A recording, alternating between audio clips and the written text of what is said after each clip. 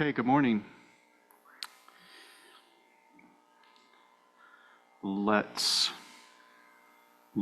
pray. Heavenly Father, we ask for your grace among us as we discuss these difficult ideas that have in such short order swept across our world in regard to gender. And Lord, give us wisdom in our response, in every realm of life, socially and politically and personally, as we interact with these ideas and people who hold them. And we pray for your help today. In Jesus' name, amen. All right. I have made an error in the schedule, which is not hard for me to do. And I thought that we had 2 weeks of Sunday school left. We only have 1 week, and we've been trying to fit Fred in for an India update. And so I scheduled him for Memorial Weekend originally, but we don't have Sunday school on Memorial Weekend. We begin our summer break then. So Fred is going to come next week. That means this is our last week for now. Now, I'm not done, and I'm going to leave us hanging a little bit this week with some things to think about, and you'll have a little extra time over the summer to think about them. And then we'll wrap up with 1 or 2 more sessions in the fall. So I apologize for my mistake in looking at the schedule, but it's going to work out just fine. We're not going to dwell on this and hammer away through the fall, but we will have 1 or 2 more sessions before we begin another topic in Sunday school. And it's usually my practice in Sunday school to handle things topically because we're preaching through Scripture morning and evening on Sundays. That gives us a lot of freedom to explore topics like this that affect us, whether they're theological topics or this is kind of in the realm of culture, of course affected by theology.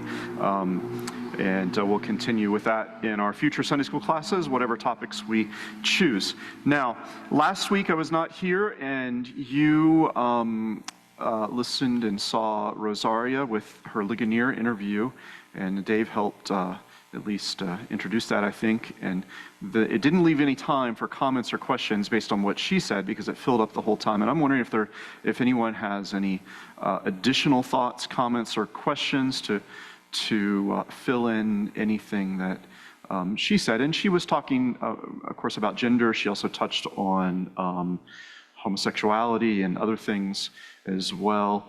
She's become quite an expert in addressing these things in Christian circles. But anything from last week, leftovers?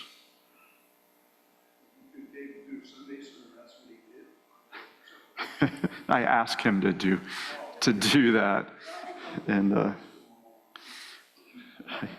I strategically filled up the time with the video so he wouldn't have time to no, it's my hope that maybe there would have been some time, but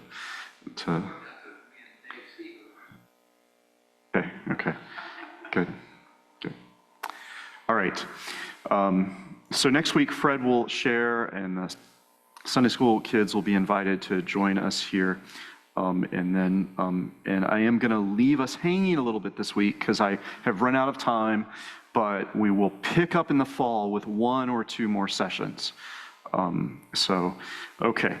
So let's look at, so far in this class, some of our key observations. We, of course, began this course by looking at the modern malaise and vice of acedia. I was talking to someone last week who it's a person I've known, but I've not really talked to much. She's a parent at our kids' school, and I was talking to her about a class I'm going to try to teach next year for the kids, and we started to talk about Tolkien and virtues and vices, and then I told her I've been teaching a little bit on acedia, And she goes, Acedia, yes, the noonday devil. And I was so excited to find someone who knew this tradition of the virtue and vice tradition and Christian tradition. She knew exactly what I was talking about, and so we had a really wonderful conversation. And now you're able to do the same when someone brings up Acedia. You can say the noonday devil from the Desert Fathers. But anyway, from Acedia, we've seen that this was once universally understood as a vice, but today it has become a soul-wrecking virtue in our present age. And acedia is a rejection of the good gift of God's creation. It is a rejection of the good gift of oneself, including the good gift of one's body, and it is a refusal to give of oneself in vocational love. And when all of these rejections, that's where we find the idea of sloth, just a kind of lounging about through life, not because you're lazy, but because you're rejecting all of the good gifts of creation and vocation. With acedia in our modern world, what has happened is we've ripped any innate meaning out of the created order, and we've disoriented ourselves away from vocational love, and so we're left with a kind of gutted world, a thin world, an empty world, and thus the depression and anxiety and despair that characterizes our present age makes a lot of sense when we understand the acedia that lies behind it. So we started there, and then we moved on to start to talk about gender, and we saw that the rejection of the goodness of creation can be traced to the fall. And then upon the fall of mankind into sin, both man and woman immediately seek to hide their sexually differentiated bodies. So here we're touching again on acedia, a rejection of the goodness of our bodies as male and female, and the fall attacks directly that goodness, evidence in Adam and Eve hiding their sexually differentiated bodies, obscuring then the unashamed weighted glory of their maleness and femaleness. And of course, the fall brings conflict between man and woman, and their conflict exists with their own bodies, thus they're covering and hiding themselves, but also between one another, between man and woman, and not just between man and woman, but in all relationships. There's now conflict, but also the goodness of one sex, male or female, is rejected. So we were reflecting on creation, the goodness in a real sense, the distinction between man and woman as God creates Eve, which brings about that distinction. There was no male-female distinction until Eve was created, which is the kind of aha moment. Here is a partner compatible with me. I see the goodness of maleness and femaleness, we might say, or Adam, I think, was expressing. And so that distinction between man and woman, as God creates Eve, becomes the crowning act of creation. And so it makes sense that when Satan attacks God through his creation, he attacks at the pinnacle, at the crown, which is Adam and Eve and their sexual differentiation. So when the fall happens, Adam and Eve cover their nakedness, what was once a good gift, their maleness and femaleness, has now become a source of shame.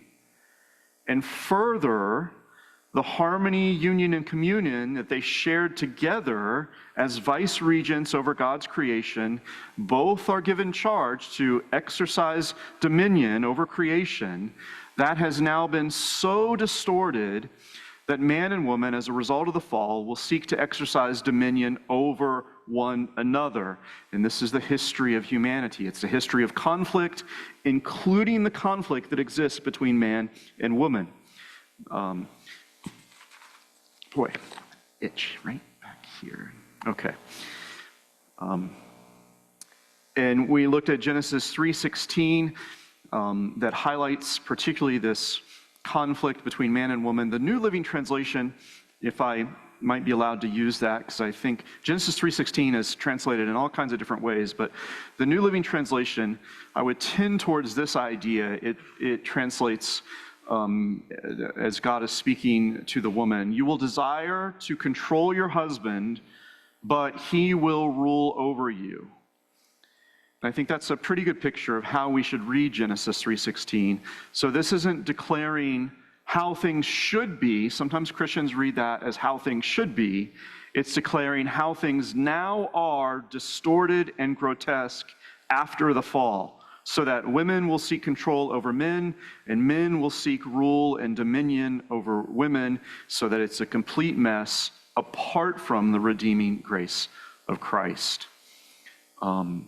So we've seen acedia, we've seen the fall affecting relationships, but particularly gender, our relationships with our own body, and relationships with one another. And feminism has come along, rightly recognizing that something is profoundly wrong in the realm of embodied sex. Feminism, I think, has the eyes at least to see that something is wrong. And through Christian eyes, we know something is wrong because of the fall. Men wrongly seek dominion over women. Women suffer. However, blind to the dimensions of redemptive grace, feminine seeks to answer this conflict by, one, grasping for control and dominion over men, and two, altogether rejecting the idea of an innate feminine nature rooted in the union between body and person. So feminism sees a conflict, but it has no answers. It gets lost in its answers. And ultimately, for modern feminism, one's sex is merely a social construct assigned at birth. So not only does feminism seek dominion over men often, but it also seeks to destroy what it is to be a woman, ironically. Feminism began with upholding the innate value of womanhood, but as it has progressed in this pursuit of eliminating this conflict between men and women, it has eliminated altogether any distinction in gender, and thus it has gutted womanhood of womanhood and manhood of manhood, we might say. And especially, feminism attacks womanhood in the realm of reproduction. And so the gifts of womanhood, especially as they are tied to reproduction, for feminism, those gifts have become burdens and curses that are to be dismantled and cast off. So this is all by way of review. And then we've been recognizing that Christianity offers a different way via God's redemptive grace. And I haven't explored that different way because I've taught on this in different places, and there's a lot we know and can assume as Christians and believers. But we've looked a little bit at the picture biblically of the relationship between man and woman before the fall, not as hierarchy, but as partnership and union and communion, each with respective roles. And we've looked a bit at the biblical picture of men and women in redemptive grace, under redemptive grace after the fall, where something like Ephesians 5 radically challenges our efforts to control or exercise dominion over one another. All right, so that's what we've looked at so far, just by way of overview. Let's go into the rise of gender, the idea of gender. Used to be the word gender was sort of relegated to linguistics,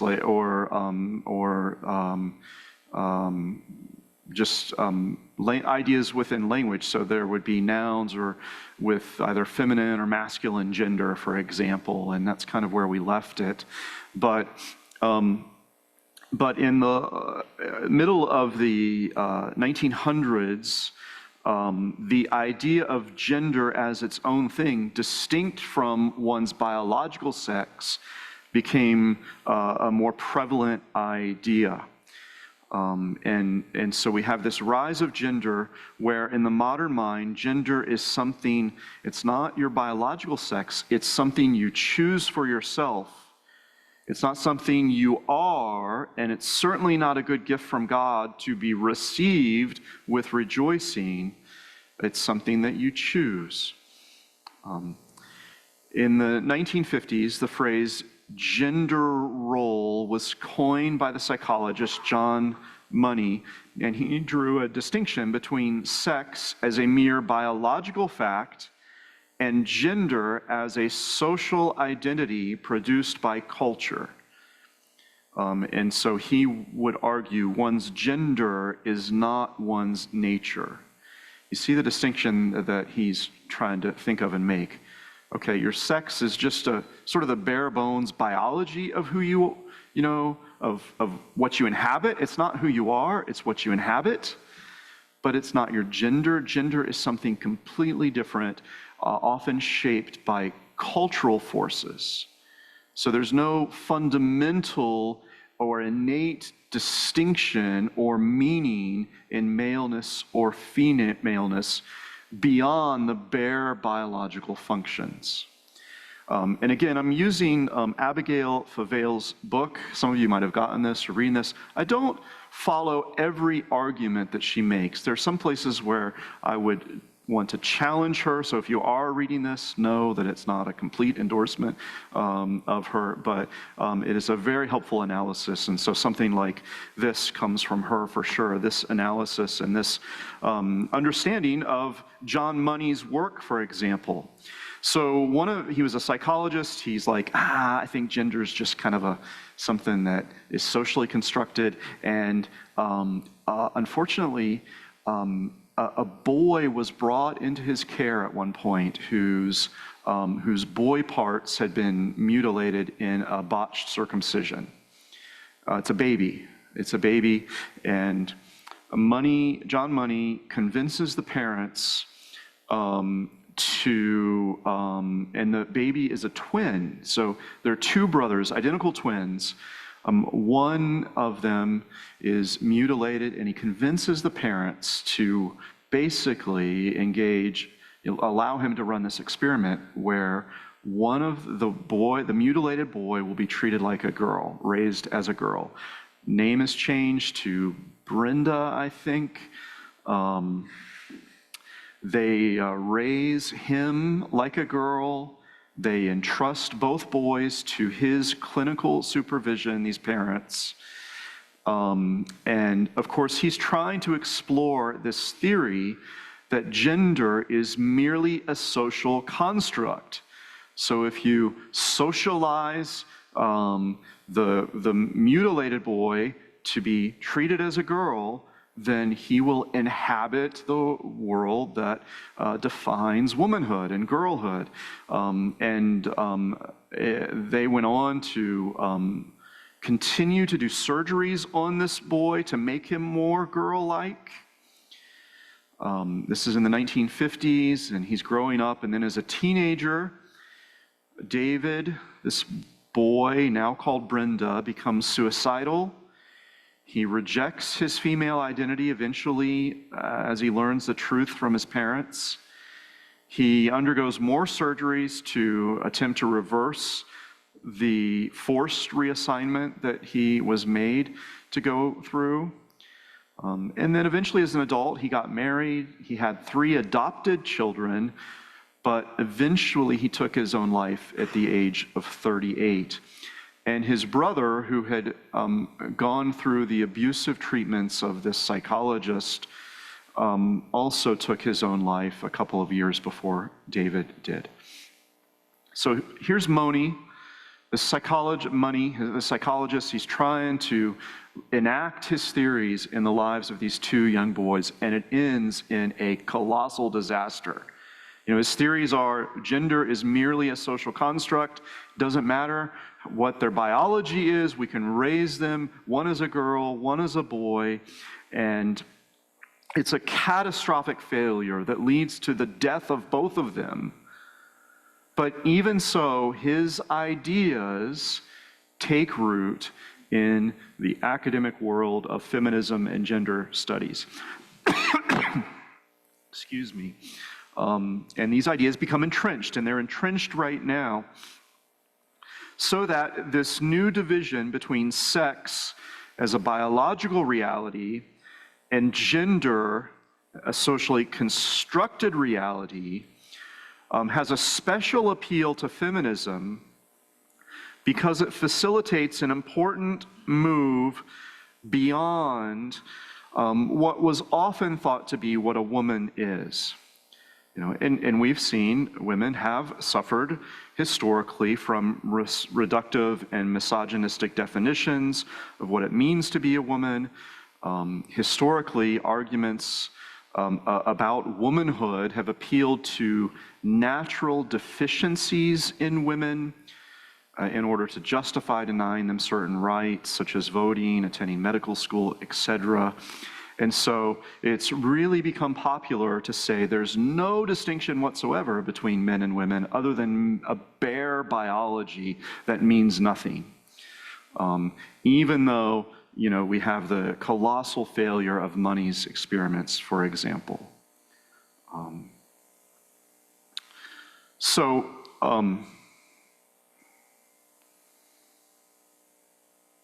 There is a long-standing understanding of hierarchy and superiority between men and women, so that men are historically viewed as the superior sex.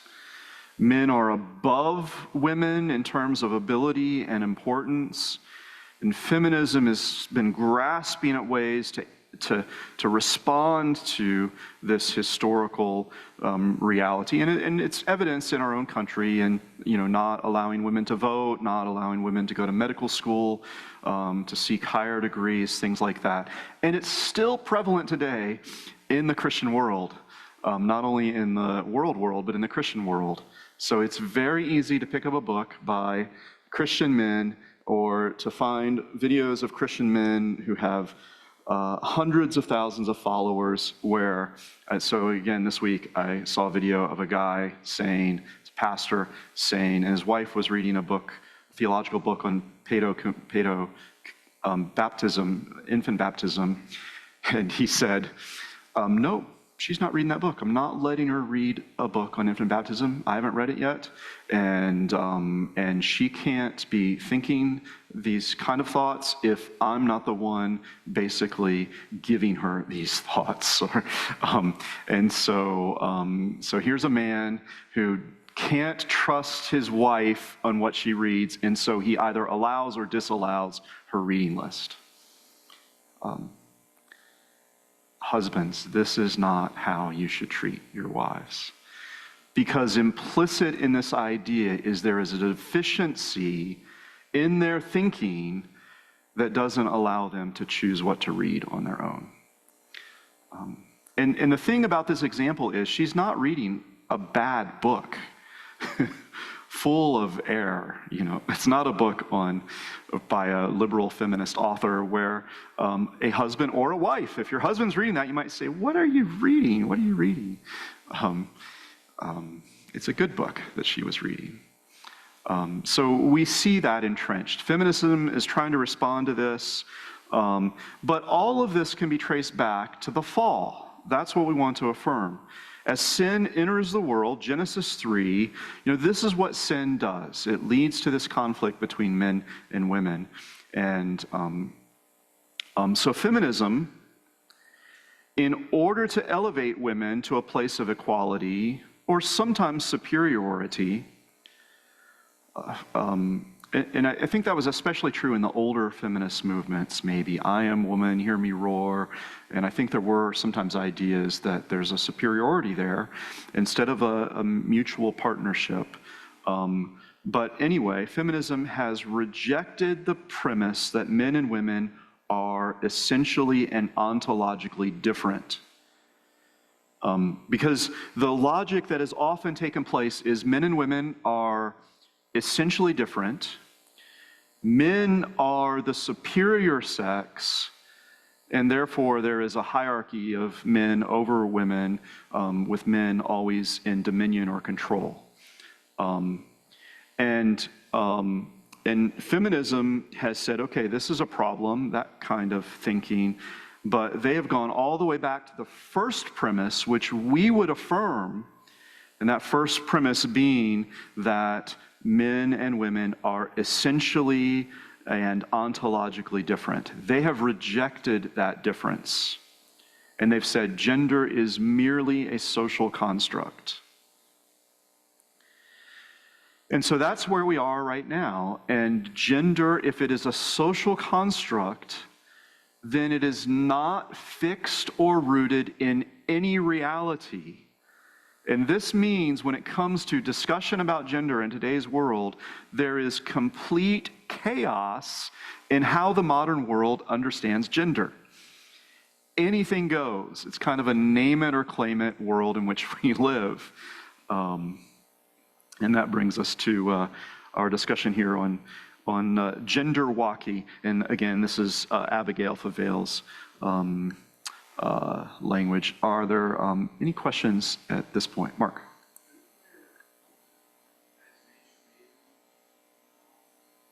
It's a secular book about John Money and the twin study and how he abused them. I mean, he was a thoroughly evil person. And it's, I mean, the book is written by a New York Times editor, so it's not religious in any way, but it offers a real window into like how evil this thinking really evil stuff. But I recommend it. It's pretty tough read, but I'm sure she's referencing that book, I would think. And he did absolutely, based on what I've read here, abuse both of those kids. Yeah. Yeah. I don't even know if I can handle reading it. So thanks for reading it on our behalf. Does the book highlight how his ideas nonetheless become prevalent? He wasn't a failure. He was like the preeminent authority on gender and really the foundation of modern American thought. He has progressed since, transformed since then, but I mean, he was the top of his field. And I mean, completely. He has such control that if you disagree with him, your career would be ruined. That's how much control he had over that field. At his peak. Unbelievable. All right, thanks, Mark. So now we've lost any foundation in which to discuss gender. The word gender actually can mean anything, and that's why it is the chosen word instead of sex.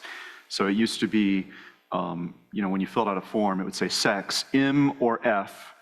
Now they will inevitably say, I think, gender, and there are, I think, probably multiple options for you to choose. The problem with the word sex in the modern world is that it inescapably ties you to biological realities, and so that word is rejected in favor of gender. And when the word gender is used, it is meant to be understood as a social construct that is fluid and that can be changed at will.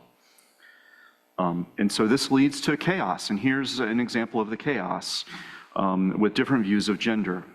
We have the traditional view, which is our view. Gender is synonymous with biological sex, but that's not an acceptable view today. So then there are just a multitude of other views. Gender is an unconscious and socially compelled performance, behavior that creates an illusion of maleness or femaleness. Gender is entirely a social construct, a fiction culturally passed on. Some would say gender is the sex of one's soul that may or may not align with the sex of one's body.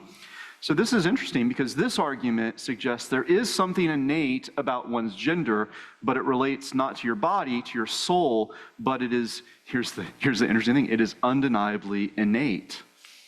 You have to be consistent to the gender of your soul. Now that is going to run into conflict with so many of these other definitions, which are trying to argue that gender is not innate. It's just something that's made up.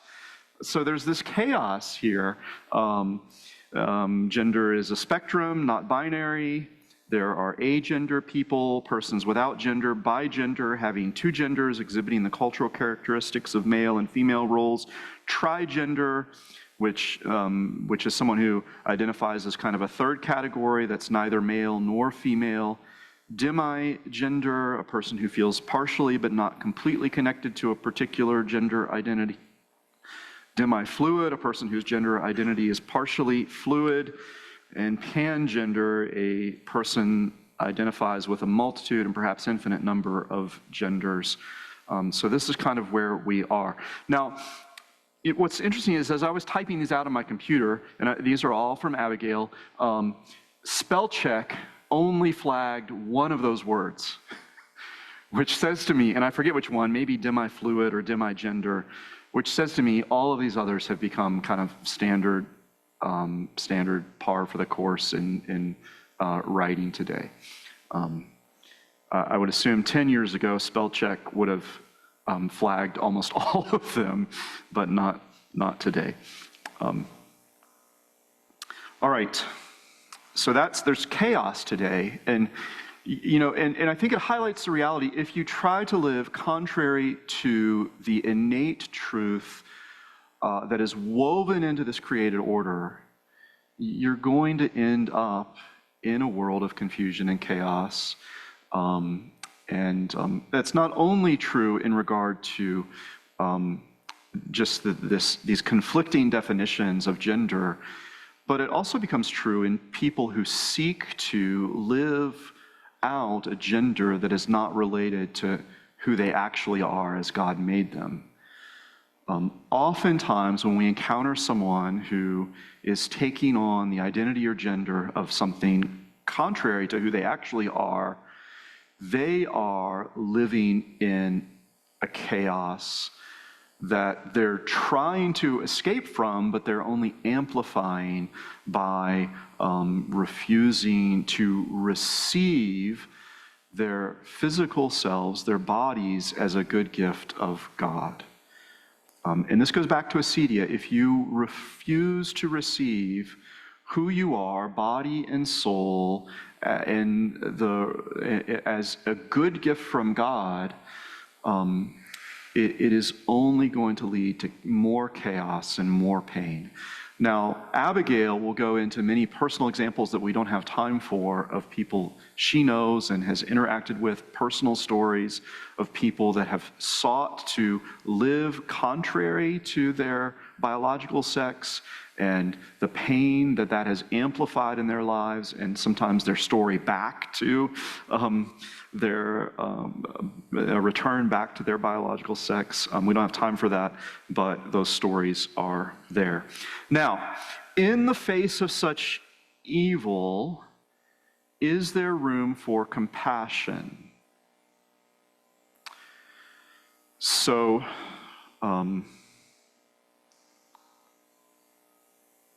this is a pressing question, I think, for us, because it starts to touch on how do we respond when these evils, which are a rejection of the good gifts of God and a rejection of the goodness of God, are so prevalent in our world.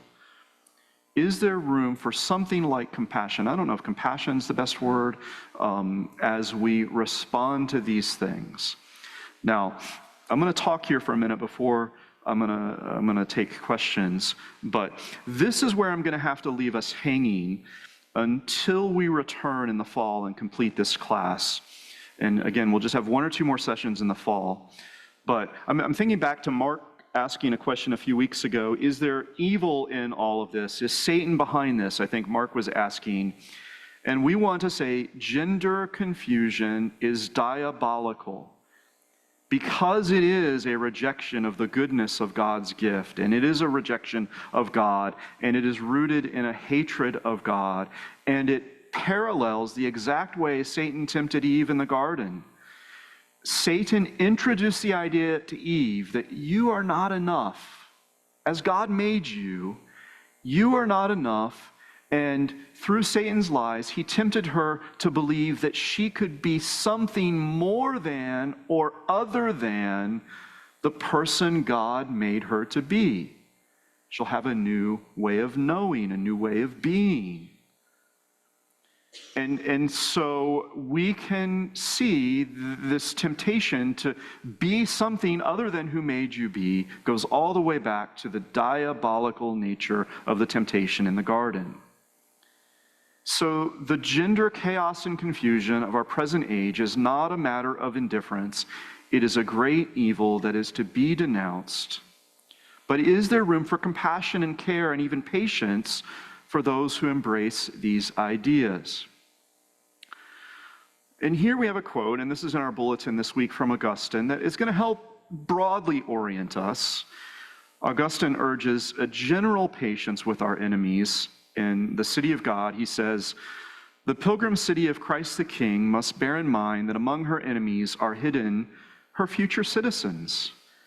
And when confronted with them, she must not think it a fruitless task to bear with their hostility until she finds them confessing the faith."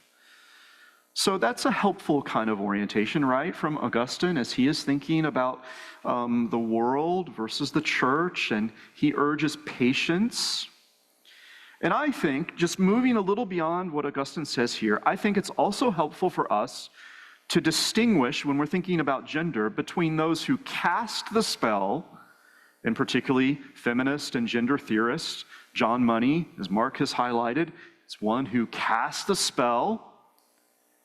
I think we can distinguish between someone like him and those who are under the spell, which is often our neighbors, our friends, our co-workers who don't even recognize the spell that they're under. I think we can make a little bit of a distinction there, often a lot of a distinction. And even in making this distinction, I do want to affirm we are personally culpable for our sin. We're responsible for our own choices, and if we choose to reject the goodness of our body as God has given it to us, and if we choose to reject our sex as male or female, we're responsible for that. Even if we are under a spell we don't understand, we are responsible and culpable for our personal sin. Nonetheless, I do think it's helpful to understand that those who have fallen under the spell of this gender confusion are often driven by a very deep pain. So I don't have any compassion for John Money, for those who cast the spell. He was an evil man, and Mark highlighted that, and he grotesquely abused those boys. But I see lots of reasons to bear gently and carefully with so many who fall under this spell. All right, I'm going to run over time here for dismissal, Stephanie. I apologize for this, but since this is our last class, I want to leave us hanging in this particular spot here. So here are two stories. Again, I'm going to read these from Abigail. The first story is from a 6th century Sanskrit, how do you say that? Jataka, a Buddhist writing, and this is recounting a previous life of the Buddha. And here's just a brief summary of that story.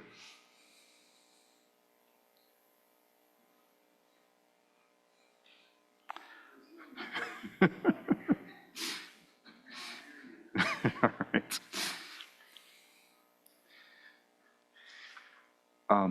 I won't say it. Okay. So here's a brief summary of that story. This is from the 6th century, from the writings of Buddhism.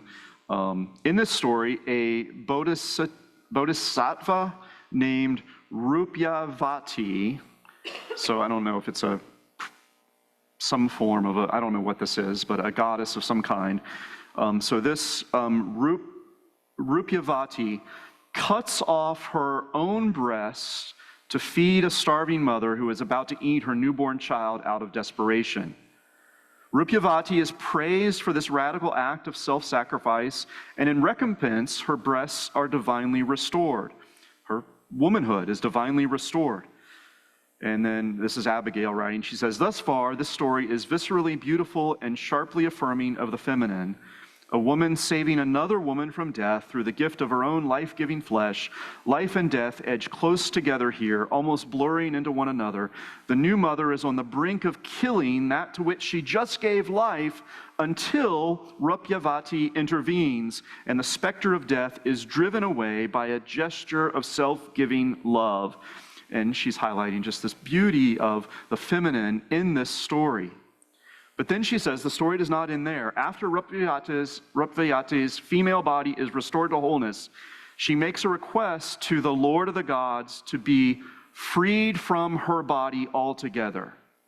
And here's what she prays. She prays, O Brahman, by means of this truth of mine, let my sex become male immediately, for manhood is an abode of virtue in this world. And then it says, as soon as she had spoken these words, she attained the state of a man. And when her two breasts, swollen like the frontal lobes of an elephant in rut, saw just a few beard hairs as dark as collyrium powder appearing on her moon face, they immediately disappeared into a broad chest as if out of shame. All right, so this is a bewildering reversal of what first seems to affirm the life-giving beauty of womanhood, but it turns into a rejection of womanhood and a desire to be a man. And the moral of this ancient story is, of course, it's better to be a man, become a male, than remain female. That's kind of where the story ends. Now here's a second story, and this is Ovid's Metamorphoses, which is a Latin narrative poem from the 8th century. So here, Canis, who is famed for her beauty, is resistant to marriage, and she is then raped by the god Neptune as she is walking on a lonely shore. This was apparently such an enjoyable experience for Neptune that he, like some sadistic genie, offers to grant her one wish in recompense. And Canis answers, so this is her wish. She says, the wrong you've done demands the great prayer that I never be able to suffer this again. Make me a woman no longer, and you will have given me all. She spoke the last words in a huskier voice that seemed like a man's, and so it was, for the sea god had already answered her prayer. So both women in these ancient stories, when given the chance, ask to be made into men by divine intervention. One, in the first story, to achieve a loftier estate, and the other, in the second story, to be made invulnerable to rape and sexual exploitation. There is a real sense in which both of these myths are becoming true in our present day. And we can see this playing out if we start to think about the history of gender dysphoria. And so I've given you some of this history here. Prior to the internet era, those seeking transition were typically males in their 40s. Now, these males were either men who experience same-sex attraction and who decide they want to become women, or it is men with some kind of sexual deviant desires, and that is often the case in regard to older men who seek to become women or identify as women. And that was the most common kind of thing that was happening prior to the last 15 or 20 years. In 2014, this began to change dramatically. By 2019, 3 times as many females were seeking tradition, and most of them were teenagers. Prior to 2012, there's no scientific evidence of adolescent girls experiencing gender dysphoria at all. So it's not in the studies, it's not really there. But look at what happened, and this is data from a UK gender identity development service that tracks these things in regard to patients coming under care for gender treatment in England. In 2010, 128 patients were referred for gender treatment. In 2015, 1,409 patients. In 2019, 2,748 patients are referred for gender treatment, which is a decade increase of almost 2,000%. And Abigail Favale says that the rise in referrals for girls outpaces boys by a factor of 3, especially for teenagers. Of the 500 14-year-olds referred to GIDS in 2019, 2020 in the United Kingdom, over 400 were girls, so predominantly girls looking for gender treatment, to be someone that they aren't. Overall, 75% of adolescent referrals that year were for females. And this is driving home the question, what is happening to our girls? This is something that was never happening before, and now the last 15 or 20 years, it has become so prevalent, it's inescapable. They are the ones, in so many ways, in addition to older men, but it's the younger girls who are seeking gender treatment, experiencing gender confusion. What's happening? And here you see a couple of little notes. One, femaleness has become an unbearable burden rather than a gift. And young women are increasingly decided they would be better off as men. And this should alarm us. And this drives us then to another question. What is fueling this female adolescent flight from womanhood? Now, we've already seen one of the primary overarching factor is this gender paradigm that we've been discussing, which suggests that gender is merely a social construct, right? So the framework is in place now, and it's even promoted. You can be whatever gender you want to be. But added onto this, and we saw this in one of, at least, well, in both of, at least in the particular, in some of those ancient myths, there is a history of misogyny, denying women equal rights and equal value. We've recognized this is even present in the church at times. And then there is the hypersexualization of the female body. And this is only one dimension among many, but it is an important dimension in this flight from womanhood that so many girls are pursuing today. Girls will often reject what it means to be female today, not because they are driven by some kind of left-wing political agenda, not because they've been reading the latest books on liberal gender theory, but much more personally and painfully, they don't want to live under the hypersexualization of the female body that defines our world, and especially our online world. It is difficult today, maybe impossible, and this has been true in every age, but it is, I think, amplified exponentially today. So it's difficult today to grow up female and not absorb the painful idea of the myth of Canis, which I just read a moment ago, that to be a woman is to be vulnerable in all the wrong ways.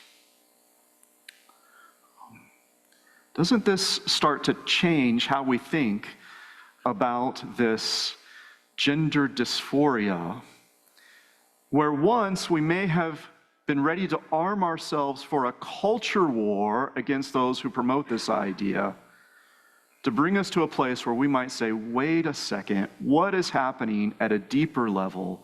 What is the pain our young people are going through, especially our young girls? Now, feminism has contributed to this problem greatly. And particularly, one of the things feminism has done is it has actively disconnected the act of sex from parenthood and from producing children, and it has made sex merely a matter of pleasure. Feminism has had to do that because it hates the reproductive nature of the female body. And so it has actually amplified the sexual exploitation of women in removing the act of sex from marriage. But there are so many other factors that contribute, including social media, pornography, the general mood of acedia that we've been studying that reduces one's body to a mere thing. That is the message that everyone is hearing. Your body is a mere thing. You can shape it, control it, make it whatever you want to be. And any idea that your body is a good and beautiful gift of God with innate meaning and dignity is rejected in our world today. And everyone is left swimming with nothing to grasp hold of. So we should not be surprised when the general mood of so many young women is, make me a woman no longer, just like in the ancient myths. So this revolt against hypersexualization is good, but unfortunately it is turned into a revolt against the body itself, and a revolt against one's own body is always, always, always going to be self-destructive. I think our default assumption often should be when we see, especially a young woman, rejecting her womanness, I think we should assume she is likely bearing a deep pain that can be traced all the way back to the bitter fruit of the fall. She's doing exactly what Eve did at the fall, covering over the innate goodness of who God made her to be.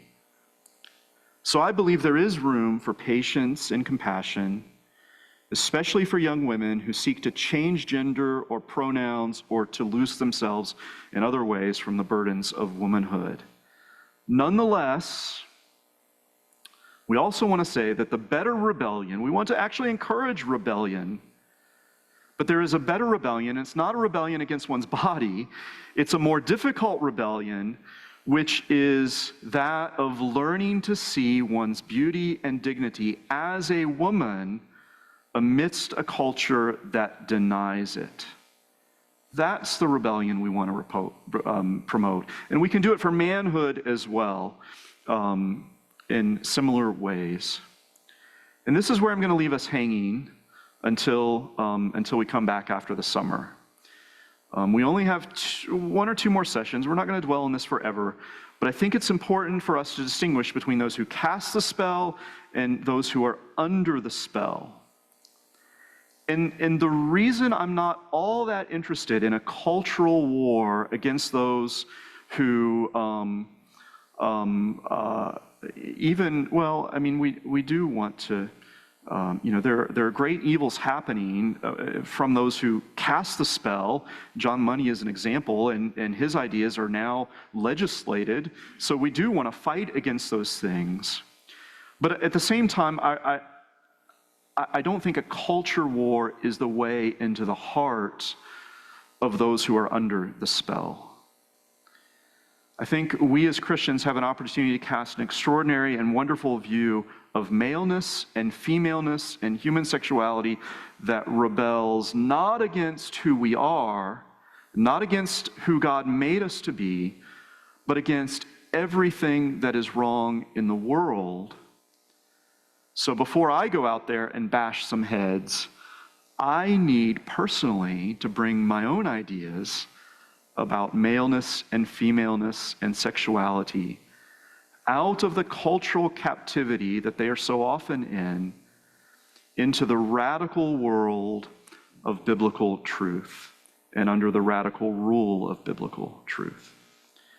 All right, so that's where I'm going to leave us hanging. We do have just a couple of minutes for questions or comments here. Giles. I'll have some comments, but I'll reserve them for fall, for the length.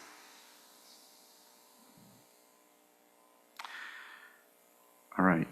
I hope this challenges how we might even respond when we run into, particularly our young people today. You know, this is not a sexual degeneration that you will find in the older men when you go to the mall and there's an old man, you know, an older man dressed as a woman. There's that's a you know, he is both under a spell and casting his own spell. But so often, you know, and I'm a guy, so some of you women will speak to this more profoundly than me, and maybe we'll hear from some of that in the fall as well. All right, we'll see you in worship.